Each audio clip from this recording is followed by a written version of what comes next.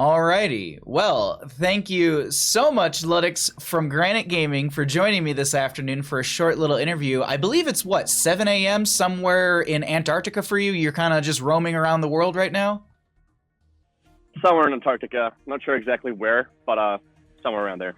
Well, thank you for joining me. I'm super excited to get into this. And the first question I have is, what inspired Granit Gaming to join the CCL? Obviously, Heroes of the Storm is basically where Granit Gaming began. That's where we founded, basically.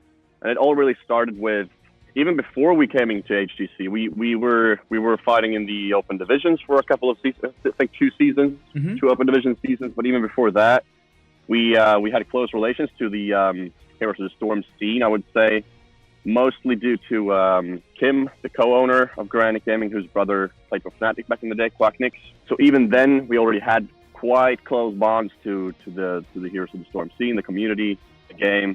I was playing it a lot myself, even though I was very, very bad at it. But even though, so that's basically how Heroes of the Storm caught our interest in the beginning. And when this initiative popped up, I mean, obviously we were all very heartbroken when Blizzard canceled HGC, because it was the start of our esports careers, like as an organization as well. And for it to suddenly just be taken away from us, that I don't know, it broke our hearts. Now with the CCL initiative, there was no question about it. We just wanted to get on board. No, it's we're glad to have you. Now, looking at the Granit Gaming name, where did that come from? I mean, simplicity literally was like, we just want to be simple, so we're just simplicity. How'd you kind of come up with Granit Gaming? Yeah, that's a very good question. Actually, before Kim brought the idea of Granit to me, he had already come up with a name, and I have been asking him about it.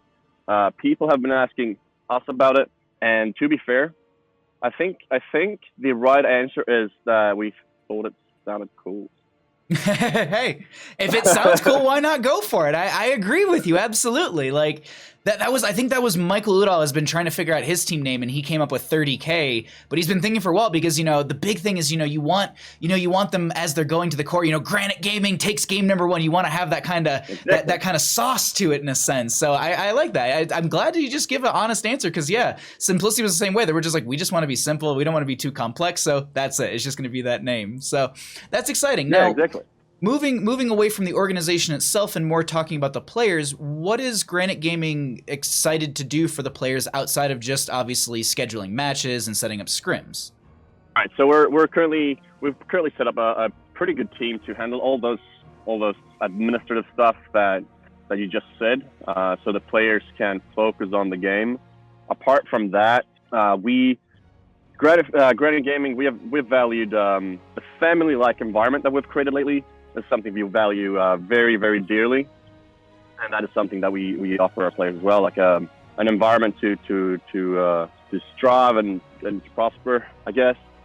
We will obviously aim to invest into their personal brands, social media brands, and that is something that I guess that's where we can help the most at the moment.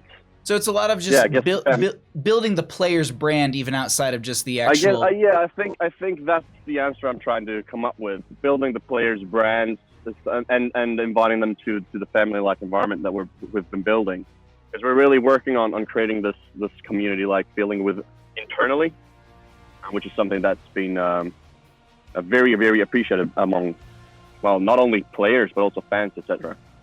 Yeah, no, building kind of this family or this community within Granit, within CCL is always exciting to see, and it seems like a lot of the organizations really want to just amplify the players even outside of the game, and it seems like Granit has that kind of already set up for them as well. Maybe even hinting at a couple other people that you already have on your staff. Were you mentioning that you have like coaches and stuff, or am I extrapolating a little too much there? Yeah, we have been working on building a team, because if they would put me on that position, I don't know, I wouldn't come up with any good results, because I'm just not good at drafting people. I don't know too much about it. But yes, so this is where I don't want to disclose too much information. But we do have a small team that's already working very, very hard, I must say, with finding the right people, finding the right players, scouting, and coach. Indeed, we have a coach. I think I can disclose his name. We're looking at, or he's actually already on board, BadBenny. Oh, dang! Really? Yes. That's a big deal right there. I'm not gonna lie. That's a big deal. awesome. Yes, indeed. So okay, yeah, definitely. Now, actually, on the note of exhibition matches and scouting and looking for stuff, is there anything that stands out to you or maybe the organization itself when it comes to players? Like, are you looking for like that tank player that can just anchor, hold the team together? Are you looking for just a clutch healer that's always there? Like, what's something that stands out? Or are you just more or less just trying to build the best team you can?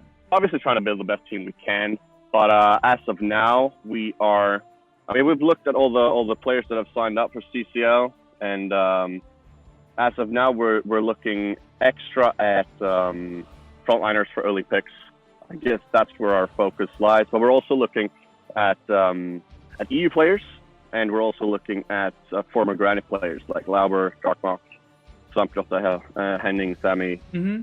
Well, it doesn't hurt to, you've had them established within Granit before, so they already kind of know how the organization works. So it's not bad to look at some of, I wouldn't say ex-players, but just previous players you've worked with. So that's actually exciting, and exactly. I'm sure maybe they're happy to hear that information as well. Now, is there anything players can do to kind of catch your eye? I know a good example is Breakwood, who's just been on Twitter adding every single one of the organizations with their highlight reels. Is that what catches Granit's eye? How can people get, Granit to look at their stuff? That's actually a very good question.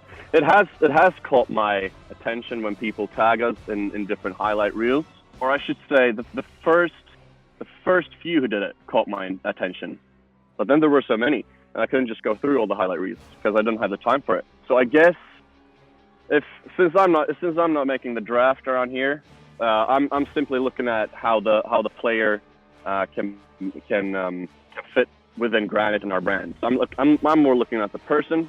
Whereas our team will look at, I guess our team will mostly look at their performance during the show matches, I guess. Well, that makes sense, because obviously you have your core, let's say, analysts just watching, the fine details and listening to comms and stuff. But like, that is a good thing to consider too, is how do they synergize together? Because that is a critical factor, especially in a competitive game where you have 6 players on a roster together. They need to synergize. That's actually a really good point, that, just being a strong communicative person is always a very helpful thing. I guess just to kind of on the other end, what's something that, Granit doesn't want to see? A lot of the organizations say toxicity, and it's not something we see much of, but is there anything else that, even just outside of toxicity, like maybe if you pick Convection Kael'thas? Nah, I don't think that would I don't think, maybe that would be a turn off in a way, but nah, I think I was thinking about this question from after watching the previous interviews you did, and I'm definitely, I mean, I have to sign under the toxicity. So, I mean, I know we haven't seen a lot of toxicity in the Heroes of the Storm scene, which I'm very grateful for, but we as an organization have seen it in a lot of other scenes. I'm not going to mention any names or any other games or any scenes or so, but there's a lot of toxicity out there, and I don't know, it makes me sad. Like, I get it. It's supposed to be fun and everything. It's supposed to be fun. I know there's a lot of money involved nowadays, but that's no reason to be toxic. So that's definitely the biggest turnoff. Yeah, it's not something that you guys want. It's very, very clear, and it's sad that it does exist in many realms of the esport world, or even just in regular competitive play. Kind of wrapping things up a little bit here for our interview, is there any kind of last little bits that you maybe want to tell the players? Is there any like tips or tricks to catch your eye, or just to maybe even get them under your radar for the draft day on October 17th? Yeah, definitely keep up the highlight reel. But if you really want to catch our interest, don't tag all the organizations in one post. Contact us privately, and I'll definitely make sure to go through it. Awesome. Well, there you go, everyone. You got to go directly to Granit Gaming to actually get them the information and to get them their eyes on you. Thank you so much for joining me for the interview. I hope you can make it through Antarctica okay, and we'll see you on October 17th for the live draft. You have a wonderful day. Thank you again for joining me, my friend. Thank you very much. Cheers.